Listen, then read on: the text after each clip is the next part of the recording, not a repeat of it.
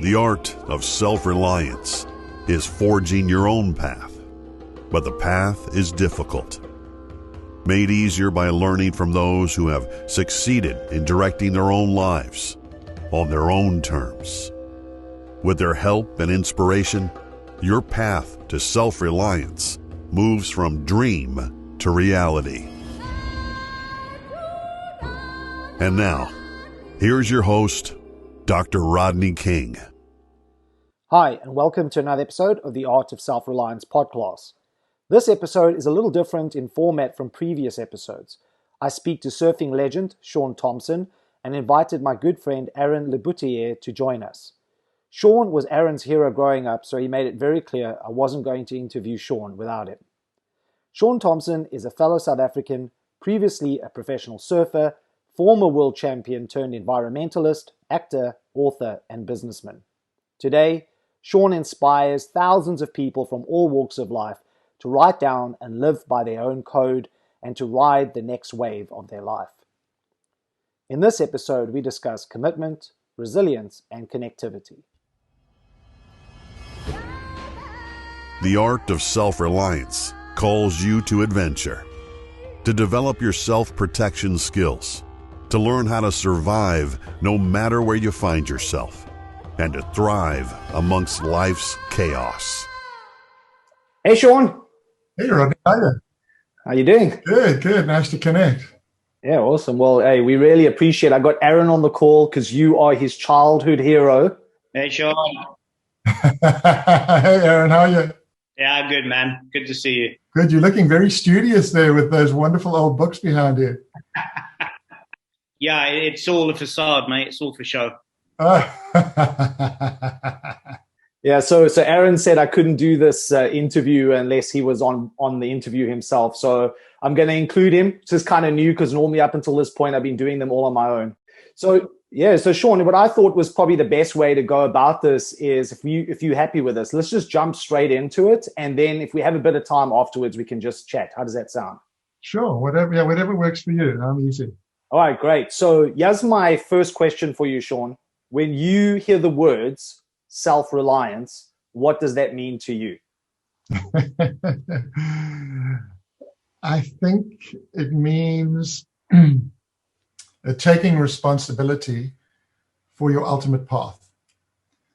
And I think many of your listeners, and perhaps you, are not aware of this really dramatic statistic that more people die from poor decisions than anything else in the world. So there was an interesting academic study done a number of years back by a wonderful professor at Duke University. And he concluded that 1 million Americans die every year from preventable deaths related to poor decisions. So our decisions are fundamental to whether we live or die. So underlying this concept of relying on oneself is decision-making and decision-making tools. So if we can fundamentally create a way that we can make better decisions, it's going to be a way that we can fundamentally rely on ourselves to live and not die. 1 million Americans, 563,000 Americans have died over the last year for COVID, but every year 1 million Americans die from preventable deaths caused by primarily consumption-related decisions, bad eating, drugs, drunken driving, deaths.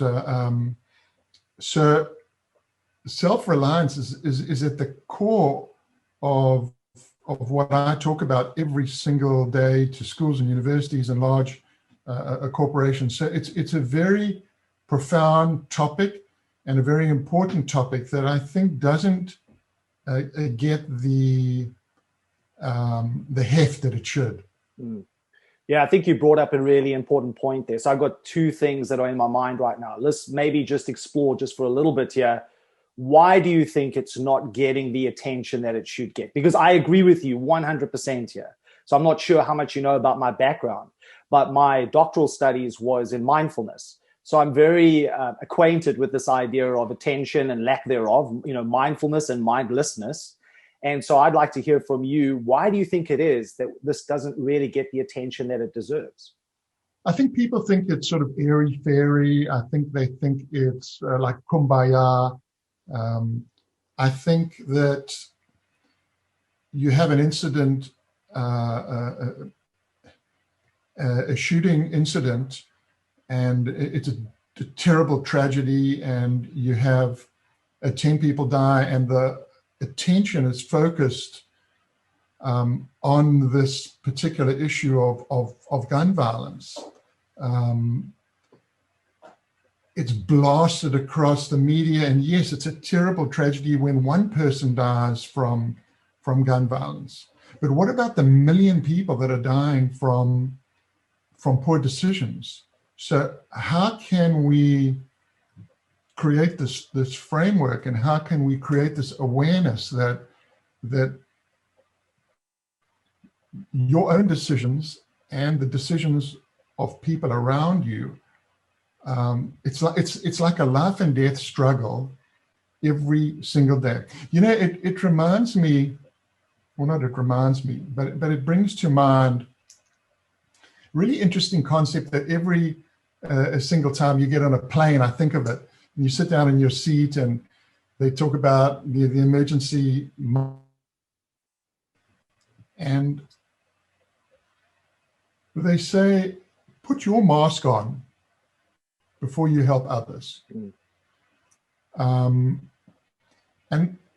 only when you first help yourself can you help others. So this concept of self-reliance, it's not selfishness, it's not selflessness, it's fundamental to our survival, this concept of self-reliance. And only when we have figured out how we can help ourselves can we really help others. So I think it's a really important topic, and I wish it would get more focus, more academic study. Yes, people talk about mindfulness and how it can make us flourish and how it can make us perform better, but it makes us live and not die.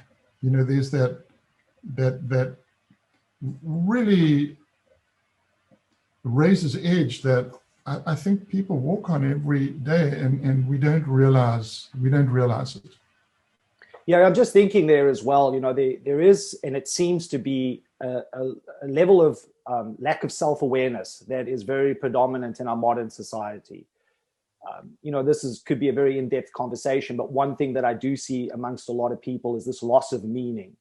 They're not really sure what it is to live anymore in this modern world because there's so much coming at them all the time, so much information, so much buying for their attention. Everybody seems fragmented and split. It's like you just have to walk around the streets to see people they look like zombies, right? They seem mindless and just completely not focused, and they don't seem to be going in the direction that they want to go in. I think part of the problem too is that what we're talking about isn't something that we can visually see. When somebody has an injury, you can see it. It's there. You can see it.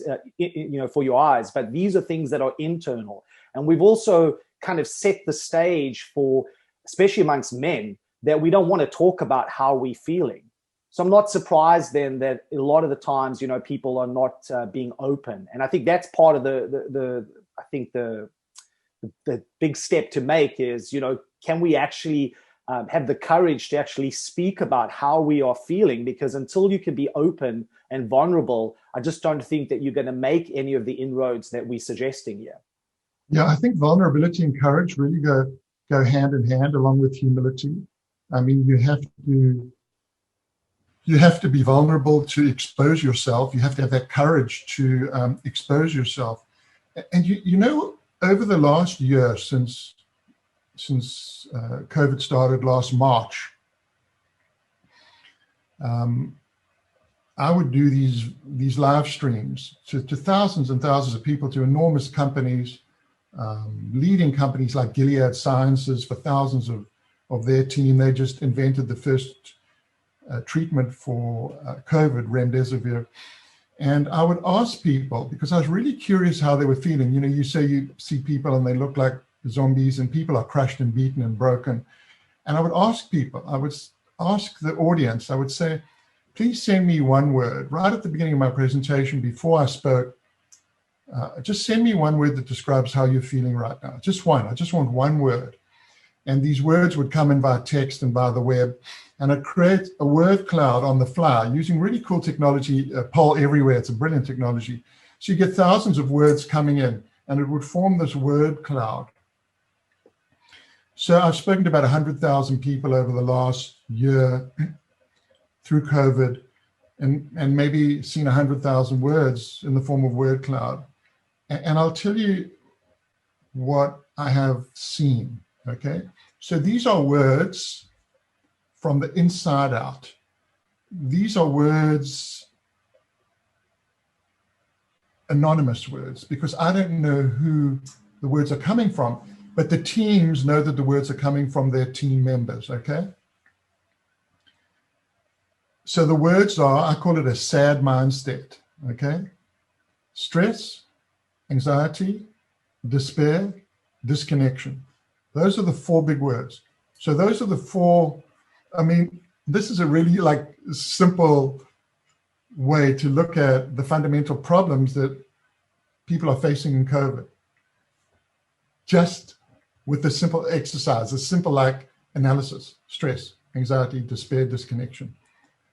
So how can you get people to be less stressed, to be less anxious, to be less despairing and more hopeful, to be less disconnected and more connected? And then I go through my little program, it takes about 2 hours, and I hope that in some ways that I can help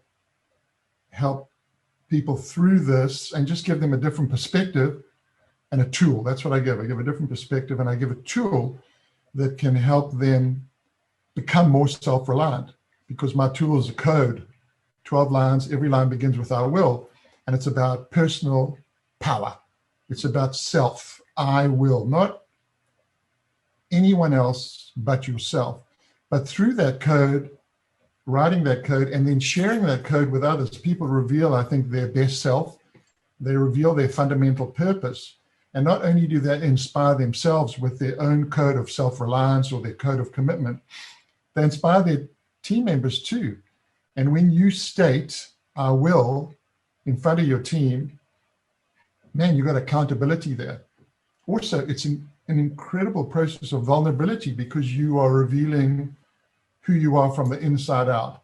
And that takes great courage. So it has all these sort of cascading effects, and it's very cool when I do it because I just fell into this. I'm not a psychologist. I'm not a psychiatrist. Yes, I've studied leadership. I went back to university and did the hard yards after my surfing and business career. I transitioned through into leadership philosophy. And it's wonderful to see how you can help people just with a perspective, some stories, and then two, a simple tool that they can use to create their own purpose, to create their own power, and to create their own path. And that's what I've been doing over the last few years. And I must say it's incredibly fulfilling. Yeah, no, that's amazing. So I wanted to ask you, you say that, you're not a psychologist and you kind of fell into this, but is that entirely true? If we think back about you're a surfing legend, and how much of coming through that experience, and I mean, we can say for definite that when we talk about surfing, that is the art of self-reliance, right? It's all about you, and it's about what you do and your connection to the sea. How much of that played into where you are now and what you're teaching? I mean, do you feel that was a pinnacle part of your life that allowed you to be in the position that you are now, to draw these lessons out and then offer them to other people in the environment that you now find yourself in? Very much so. I mean, I think my surfing career informs every aspect of my life. I certainly don't look at it as a pinnacle of achievement. Certainly, I look at it as as one of the waves that I've ridden. I mean, I like to think that I've ridden 3 or 4 waves in my life. Certainly the one wave was my surfing career and understanding how to maximize performance, how to be incredibly disciplined, how to be committed, how to be creative in terms of helping create surfing as a sport and a professional sport, and helping create the surfing industry. It was just a wonderful part of my life, traveling and being exposed to different cultures and learning to respect other cultures and learning about myself too, really learning about, you take that incredibly bad wipeout and it's just such a great metaphor for life and business, and then deciding what to do. You're going to paddle in and you're going to paddle back out. And it's really about this concept of paddling back out, perseverance, resilience, self-reliance, with the fundamental understanding that only by paddling out can you catch the next wave. So there's this element of hope as well. So what I've found is that people love the metaphor of surfing. Surfing is kind of a little bit of a mysterious sport. It's not like football, baseball, rugby, cricket. It's not self-evident. It's not on TV every single day. It's not so cut and dried and sportified. Surfing has that sort of mystical, spiritual element to it. I mean, when I surfed and I was riding inside the tube, that spinning tunnel of water, which was sort of what I was most recognized for in surfing, you do feel that you are operating on an elevated spiritual plane. I've met and had a number of discussions with Miha Csikszentmihalyi, the famous Hungarian professor of psychology at Claremont Graduate University. I've spoken there a number of times with him about the whole concept of flow that he described. And I would say, man, this is just exactly like when I was surfing inside the tube. It was a state of absolute focus and concentration and sublime experience, and a feeling of the wave is actually breaking in slow motion. And when you're surfing at your very, very best, you feel that you can curve that wall to your will. You can control time and space, and you can actually influence the way those water molecules move. It's just this amazing moment. So surfing has really, I think, spoken to my soul and helped me understand life better. And now I use simple surfing stories to help people explore themselves too. If I tell a story about a dreadful wipeout and paddling back out, a story of perseverance and self-reliance, people are not going to go and paddle out at Waimea Bay and experience the same thing, but through their lens, they can see an aspect of their life. Or if I talk about committing to the drop at the Banzai Pipeline, the most dangerous wave in the world, and what you have to do to paddle over the edge and take 3 more strokes, people can go, oh, wow, man, maybe this can relate to my life. Or I talk about spirituality and the sacred story circle and connecting with my son on the beach and speaking in a different form of language, spirit language, in a language of the soul, with nothing extraneous, no cell phones, nothing, just me and him, and what that represents, and how anyone can do that and can relate to people at this sort of deep emotional level.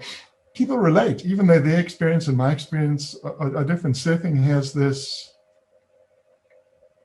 appeal. I wrote this little card many years ago upon which I based a lot of my talks. It was called the Surfer's Code. And I encourage people now to write their own code, but I wrote 12 lines to inspire a group of kids that were coming down to the beach.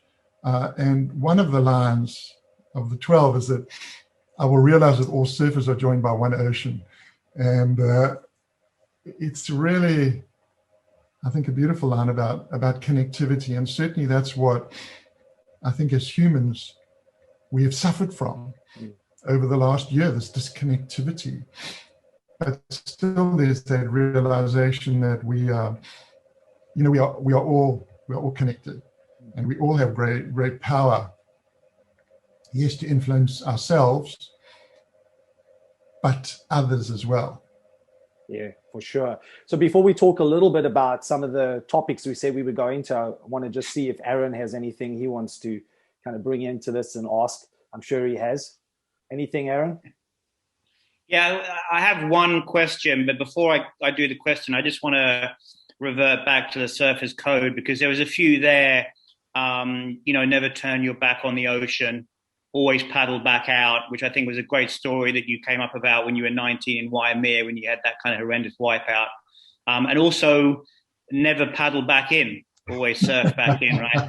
And as a surfer, I have all those three I've done. I have turned my back on the ocean, and I have been scared and not paddled back out again. And I have been so scared when the swell has picked up at a low tide that I have paddled back in. So and I can apply that not just not just realistically in surfing, but also in my life, right? I mean, there's been life experiences where I can make that relationship. So that the surface code for me was fantastic, great idea, and I know it's helped a lot of people. And I really must get hold of the book, because I know you've expanded that right into the 12 chapters. Yes. So I must get hold of that. Okay, so my question relates back to, we were talking about the word cloud, and there was one word that hadn't cropped up yet, and that word is passion. And when I think back to when I was a kid, looking up to you, and I've followed your career from being a surfing legend. I think of things like entrepreneurial passion. I think about individual dedication, commitment, perseverance in situations of high risk. So this passion, which you obviously have in abundance, I want to get a sense of where it comes from. Does this passion come from your faith? Does this passion come from your father, from the story of him being attacked by the shark, from your mother's story of all the bombings in World War II? Does it come from your special relationship with the ocean? You obviously share some deep spiritual relationship with the ocean that most people will never, ever, ever even minutely understand. So is it a combination of all of it, or is there one that you feel is more stronger than the other? That's an awesome question, Arron, and I think it's a combination of all of those. Everything that you have spoken about. It's interesting when when I talk to people, I say, I'm going to give you two things. I'm going to give you a perspective, and I'm going to give you the code. But it's a perspective of passion and purpose. Right. So passion is the fire, I think, for all of us. If you're passionate about something, it doesn't feel like you got a job of drudgery. It just makes life so much more exciting and so much more fiery. I've got a good mate, one of my best mates, is a very, very successful attorney. And for many, many years, he lectured up at Stanford to the law students. And he said, Shaun, I always used to tell them a story about you. He said I had a friend who was a famous surfer and number one guy in the world. And I said to him, what do you attribute your success to? I said, when I was surfing, I got to say, I competed on the tour for 16 years. I was the oldest guy to win. I was the youngest guy to win. At the time, I won more contests than anyone, but of course, all my records have been broken. And he said, but Shaun told me I loved it more. And I did. I tell you what, I loved it more. I said, I thought I loved it more than anyone else in the world. I thought I surfed more than anyone else in the world, not to practice, because I loved it more. And I was fortunate in that I was able to find my passion early. I had parents that were both spiritual and faith-based in their own different ways, and also very trusting. Both trusting of me traveling around the world when I was 15 years old by myself, but trusting of me to paddle out in big surf, paddle out at the same beach 100 yards away from where my father had been attacked by a shark and nearly killed. So they trusted me. And perhaps it goes back to, Rodney, the focus of a lot of your work on self-reliance. This concept is when other people have confidence in your confidence, it makes them, I think, a lot more calm. I mean, my mom and dad were never the lecturing type. If I did badly in a competition, I was never on the beach, and my father was never wagging his finger at me. You should have, would have, could have done this. He was very much about, you got to enjoy it, but you've got to give it everything. And every heat, I think during my surfing career, I gave it everything I had. I never looked back on my shoulder and go, I should have done this. I would have, I could have, would have. It was like I gave it. I gave it everything. When I came in, if I lost, I just accepted it because I gave it. And I think perhaps passion has got a lot to do with that mindset. And also, I think I always had this purposeful mindset that there was something bigger and more important than just winning contests and winning heats. I think the interconnectivity between myself, my sport, my community, my nation, fans at large, there was always this tremendous respect that I had. So it was a good question because it was a combination of everything that you mentioned. So, and just finally, you talk about a story there you just relayed, but my favorite story I heard from you, of course, you're a great storyteller, was One Eye, the break One Eye, right? About the wave, and you thought it was because it looked like one eye. And then the old fisherman said to you, no, it's called One Eye because there's a Zambezi shark and it goes onto its side and you just see the one eye popping out. That was a great story. I think you told that at one of the lectures in the US somewhere, but it was a great story because it encompassed a lot of things. You don't like to surf where there's no shark nets, but you went out there, you knew there were no shark nets, and then you had that experience with the dolphins. And I mean, the whole story is just a great prelude to any presentation. Yeah, I haven't told that story for a while, but when I think about that, it's also it's a pretty cool allegory about perspective, about how all of us, we can look at the same thing, but we see different realities. And certainly in the United States, with incredible polarization here in politics between Republicans and Democrats, people look at the same thing, but they see it differently. So what's been super cool with the work that I've been doing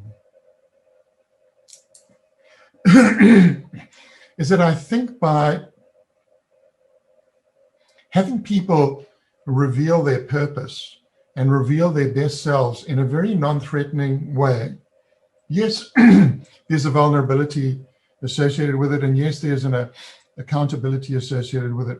But when you reveal it, who you are and who you will be, people realize that they're all the same. That yes, we might have different perspectives, but when you see what people write, you see the words, and words have like unbelievable power to transform. Before anything, it's the thought, then the words, then the action. When people realize that they're the same, I think it can create a unifying force. It can create this unity between them, that if you're a Republican or you're a Democrat, it doesn't matter if you're black, you're white, you're brown, you're Hindu, you're Muslim, you're Jew, you're Catholic. The religion has no impact on this internal force, this power that we have. And the power that we have, it's directed in two ways. This is what I've found, okay? So Rodney, you've been an academic and thought and written, but this is what I have found from what others have written. So I've read millions of lines of code from people. And everyone writes beautiful words of poetry, power, passion. I mean, it's like, I'll have faith, I'll pray, I will be a better father, I will forgive myself. I mean, amazing words. I'll be better tomorrow than I am today. So people write beautiful words, and every line is different, but people only write 2 lines of code. And this is who we are as humans. And this is really related to, I think, your research, Rodney, and your particular focus. So people write, number 1, I will be better. I will be better. That's what people write. This is the human desire, motivation, mission. I will be better. And they write, I will help others be better. That's what everyone writes. One of those 2 things. I will be better, I will help others be better. And it's wonderful to see that this is our life purpose. Our life purpose defined by those 2 simple lines. And when people see this and realize it, they realize that, man, we're way more connected than we are disconnected. And it's wonderful to be able to be given the opportunity to do this in this time of COVID, in this time of disconnection, to help bring people together. I'm so thankful. I often think, man, I got the best job in the world. And I was a pro surfer for 16 years. I thought that was the best job in the world. But what I do now, it gives me the same kind of a feeling of fulfillment and excitement, and the feeling of accomplishment. Yeah. What I draw out of your stories and the way that you expressed yourself when you were surfing was that where I see a lot of people go wrong is they tend to measure their self-worth against other people, where really what you were doing, it was more about you and your own personal challenge. And I think that also speaks to this idea of where we're talking about people not having the clarity of mind, is that oftentimes they're living outside of themselves and looking at what other people have or what they wish they could have based on other people's achievements, and they lose touch with themselves. And I think people need to come back to themselves and be personally challenged, which speaks to these ideas that you've talked about in your books and obviously in your talks, where you talk about, part of getting clear, that clarity of mind is having commitment, resilience, connectivity. So maybe we can just talk a little bit about that, like just unpack that a little bit for us. Why commitment? Why resilience? And why connectivity? Why are those 3 things, do you feel, are paramount? You're very perceptive, Rodney, in what you say. And I think, as a surfer, I realized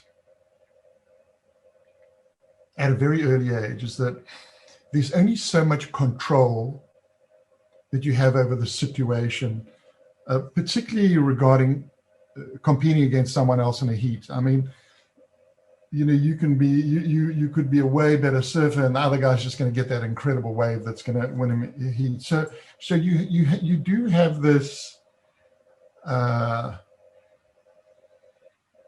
this humility, and also this awareness that you don't have absolute control, but you have absolute control of yourself, and you have your absolute control of your attitude to what befalls you, whether you have success or misfortune. It's like Viktor Frankl in that wonderful book Man's Search for Meaning. He talks about the fundamental choice we have in life is our attitude. And that book I've read a number of times, and certainly I read that book when I lost my beautiful son a number of times, and it gave me a lot of hope and clarity in a way forward from the darkness into the light. But I think when you talk to people, I think I like to keep it pretty simple, and I like to sort of focus on what's important. And the 3 stories I tell, the first story, I always tell the story of perseverance, like having the bad wipe out, especially in the context of what's happening today when people are getting punished. Some people are prospering incredibly during this time of COVID. Some people are just having a dreadful time. They're out of work. and they're just cut off and adrift. So I want to tell a story and show people that you can have the terrible wipeout, but you can still paddle back out, and that's where you're going to find the next wave. So with the concept of perseverance and resilience is also this concept of hope. You know, you're only going to be able to get your next wave if you paddle back out. And sometimes you've got to force yourself. You've got to look deep. You've got to find your internal reserves, and you've got to go forward. You've got to force yourself. And I remember, you know, I related it back to my story when I was 19. I was terrified. I had just had the worst wipeout of my life. And it was easy to paddle in 50 yards to the beach or paddle out 300 yards back to where these 25-foot waves were breaking at Waimea Bay. And I think those decisions that we make in those situations ultimately define us. So that's the resilience, perseverance, hope story I love to tell. And I think it's really important for people to hear that other people have been in similar situations and they've managed to survive, and perhaps my perspective might help you. Then commitment. I think this whole code that I developed so many years ago, and now I get people to write their own code. The first two words, I will, are words of absolute commitment. When you say I will, you're making a promise to yourself. But also, if you are in a team and you're revealing your code to others, also you have that accountability. So people are going to be going, well, he said he's going to be a better team player, or she said she's going to be a better team player, or they said that they're going to be focused on environmental sustainability, or they said that they're going to be more spiritual. You know, when you say it and you commit to it, it creates incredible power. And commitment is the way through fear. And this path of using commitment to pass through the barrier of fear is what we call courage. But it's commitment first. It's not like he's courageous.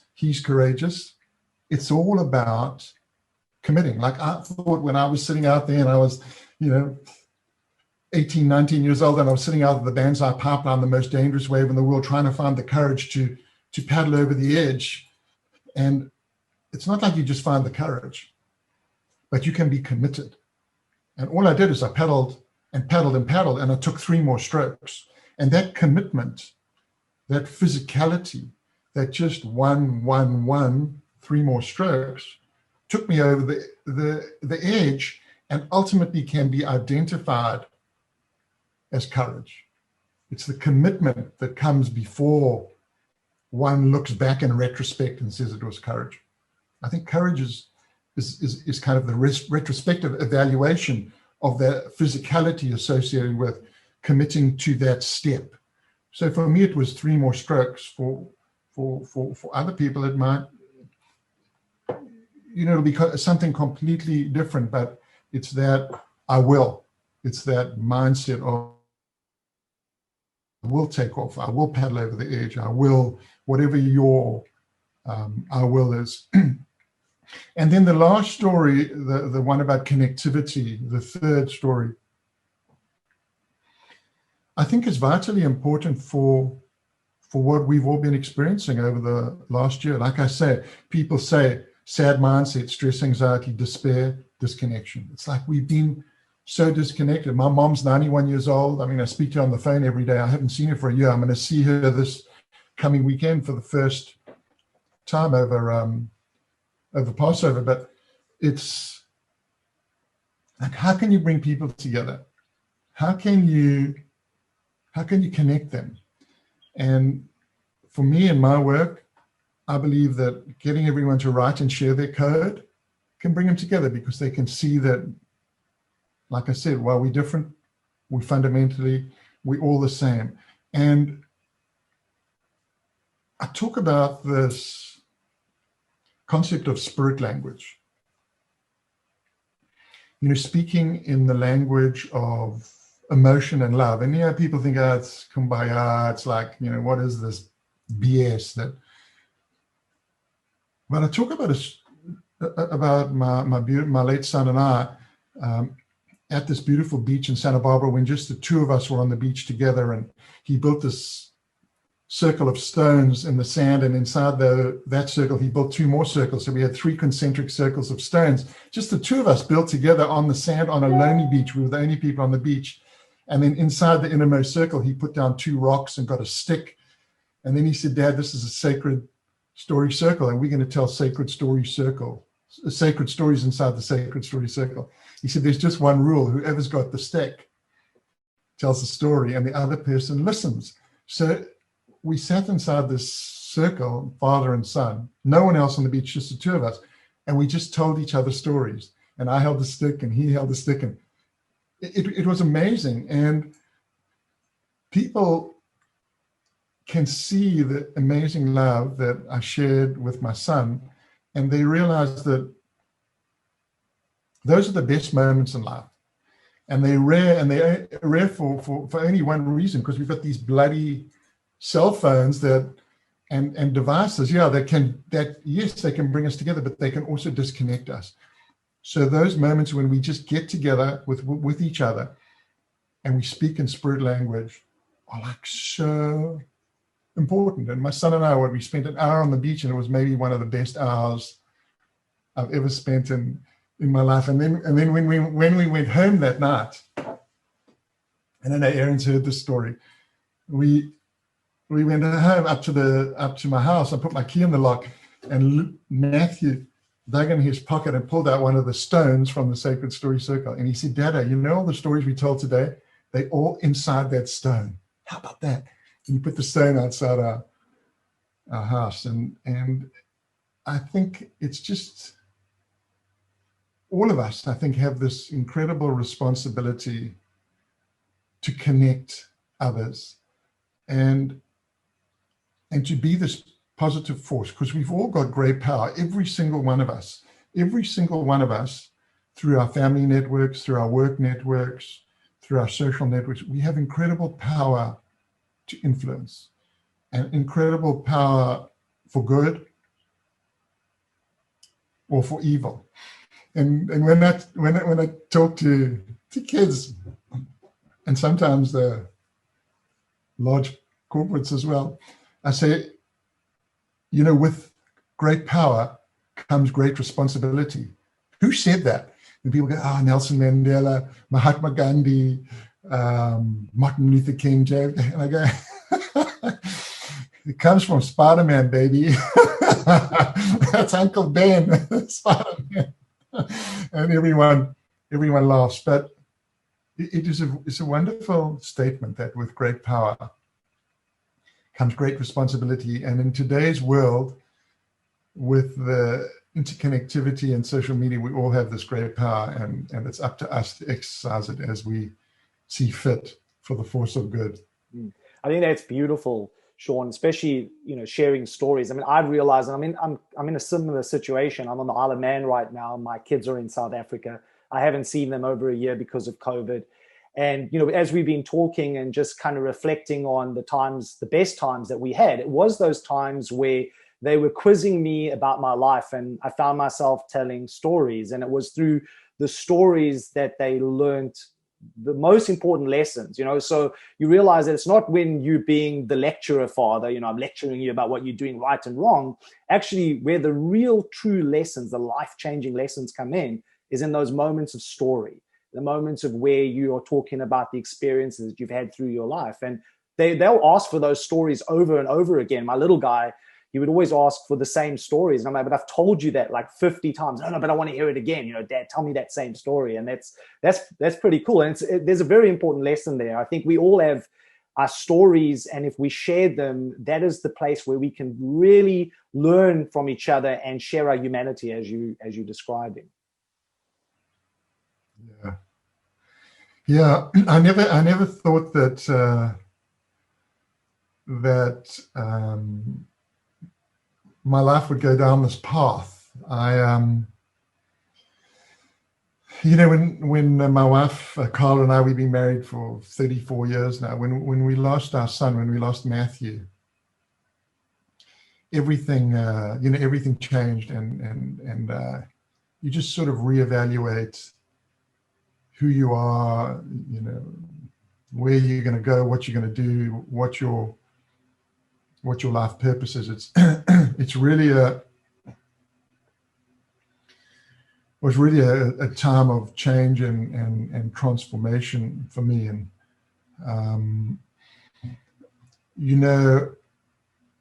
about an hour before Matthew died, he died playing this terrible game that he learned about at school. It's called the choking game. Kids wear school ties, and he was at my old school just for a semester with my wife, and it was a private school, and they all wore school ties.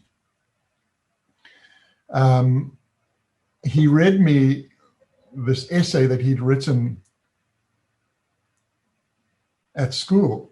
Beautiful essay. He just read it to me over the phone. And I said, it was about tube writing. And it was so perceptive and so eloquent. I just thought it was beautiful. I said, Matthew, who wrote that? Where'd you get it from? He said, Dad, I wrote it. I wrote it for my school essay today. And, he'd written 4 words in it that really jumped out at me. The light shines ahead. And they were just amazing words. And those words have certainly become like a mantra for me. And they're wonderful words for today's times, that the light shines ahead, that we will pass through this. And that he was talking about surfing towards that light when you're inside the tube. And it's a great metaphor. And I'm hoping that anyone listening to that gets some resonance from those beautiful words, that the light shines ahead, because certainly they have been like a beacon. They've been like a light for me. No, I appreciate you sharing that story, Shaun. That's an amazing story. Arron, do you have anything you want to add at this point? Because we're getting close to the end. I found some research from 2020 on virtual reality headsets, where they took a group of participants and put them through a surfing experience on VR versus another group that obviously weren't doing the experience. And the people doing the surfing on the virtual reality had a significant decrease in their brain waves to theta level. I can never remember. I think it's gamma, beta, alpha, theta, and delta, right? Gamma being like the complete crazy frenzy, like psychotic red mist, and then theta, delta being what you release when you're sleeping. But the research is suggesting that when you go surfing, you decrease your brain activity to a state of theta level sleep. I think I would say it would depend on the type of surf. I'm sure, Shaun, 19 in Waimea, you were at gamma level, right? Psychotic red mist kind of frequency. You were definitely not at like stoned theta level. But the point is, what was interesting and something that I try and do at the retreat in Thailand, and I've seen it happen in front of me, is you just take someone in the ocean. Doesn't matter if it's 1 foot, 2 foot, 3 foot, and you just see everything just evaporate from them. The stress of life, everything. They smile, and when they come out from an hour of surfing, of course I don't have the technology to take the scan of their brain, but you can feel the energy from them, that they are just completely at ease. And this must be something that you've experienced all your life, right? Going in with maybe stress and then coming out after a session feeling just, at ease. Yeah. I think you really identified it really well. I'd like to look at that research. I mean, there's a moment there when you walk along the beach, and it happens at every single surf break, and it happens to every single surfer in every single session. So there's a moment that you walk along the beach, whether it's hard packed sand, whether it's lava rock, but there's a moment where there's a transition from the land to the ocean. And there's that moment of weightlessness, even though it might be a millisecond, there's that moment of weightlessness. There's that transition. Wow. And then you land, and it's like your board floats down in the water, and then it floats back up, and then the whole horizon opens up. And that's when everything is left behind and you paddle out to that next wave. That feeling, man, that feeling is so sublime. And I think everyone has that moment. It's almost like an epiphany. It's this feeling of, wow, there's just possibility and openness and hope and joy, and all rolled up into that just singular moment when you just paddle out to the open horizon. It's beautiful. It's a beautiful time. Yeah, and I think it's no coincidence. I'm just thinking to my experiences that, you know, at that point, you tend to run into the ocean. And in the moment you throw your board over that first bit of white water and just land, and then the first scoop of, you know, and then the second scoop, and then the first duck dive, and that's it. You're transformed, right? I mean, that's it. You're in the zone.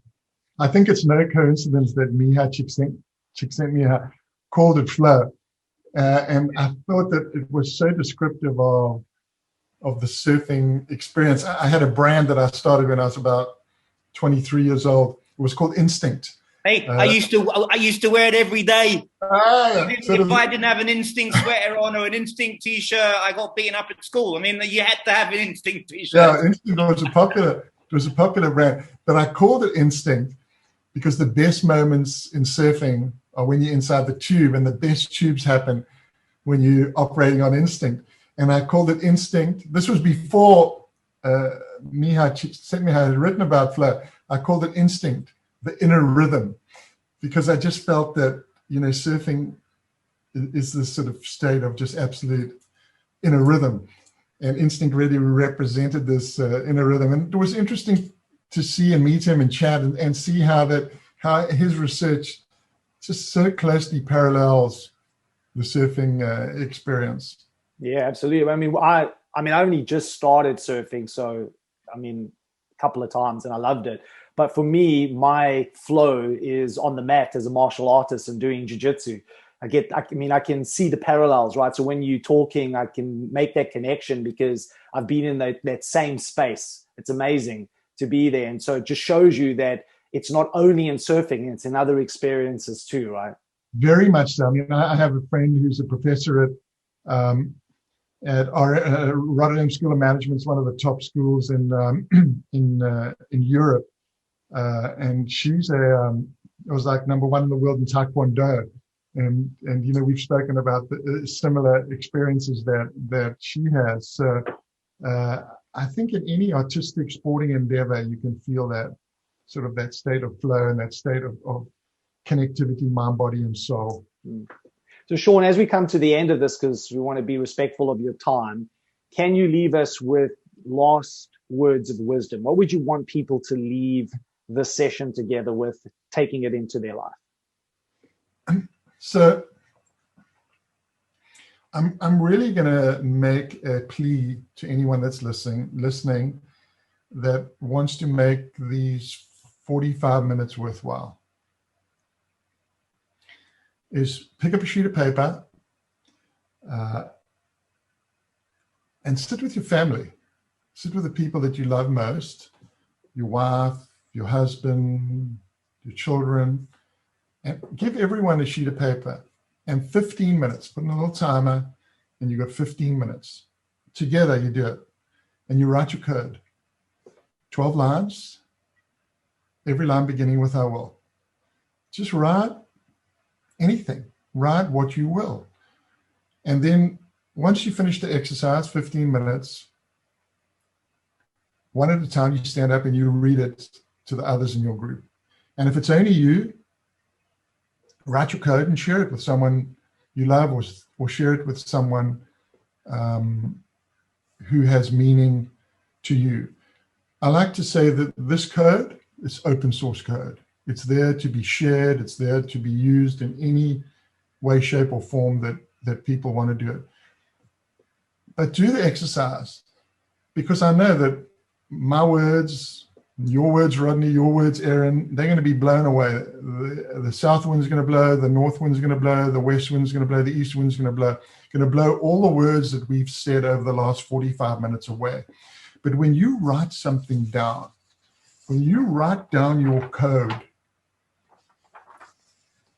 it's there forever. I mean, I wrote my code, my Surface code, I don't know, 25 years ago, and I still carry it around with me in my wallet.